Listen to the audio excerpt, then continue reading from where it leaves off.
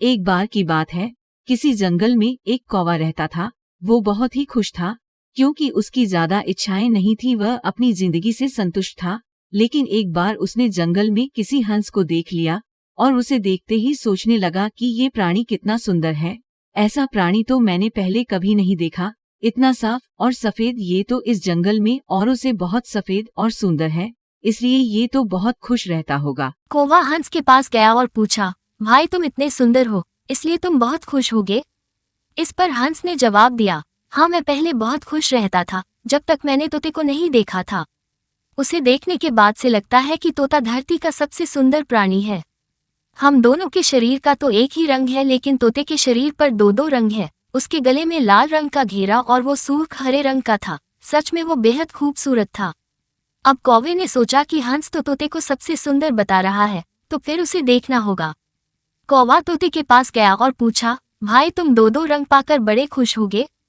इस पर तोते ने कहा, हाँ मैं तब तक खुश था जब तक मैंने मोर को नहीं देखा था। मेरे पास तो दो ही रंग है, लेकिन मोर के शरीर पर तो कई तरह के रंग हैं। अब कौवे ने सोचा, सबसे ज्यादा खुश कौन है, यह तो मैं पता करके ही रहूंगा। इसलिए अब मोर से मिलना ही पड़ेगा। कौवे ने मोर को जंगल में ढूंढा, लेकिन उसे पूरे जंगल में एक भी मोर नहीं मिला और मोर को ढूंढते ढूंढते वह चिड़ियाघर में पहुंच गया तो देखा मोर को देखने बहुत से लोग आए हुए हैं और उसके आसपास अच्छी खासी भीड़ है। सब लोगों के जाने के बाद कौवे ने मोर से पूछा, भाई तुम दुनिया के सबसे सुंदर जीव हो और रंग बिरंगे हो, तुम्हारे साथ लोग फोटो खिंचवा रहे थे, तुम्हें तो बहुत अच्छा लगता होगा और तुम तो दुनिया के सबसे खुश जीव होगे।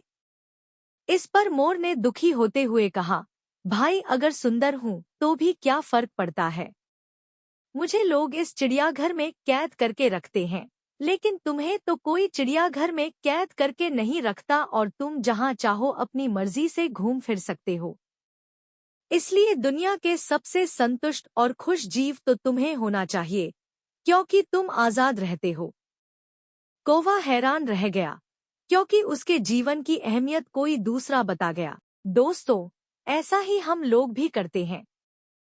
हम अपनी खुशियों और गुणों की तुलना दूसरों से करते हैं, ऐसे लोगों से जिनका रहन सहन का माहौल हमसे बिल्कुल अलग होता है।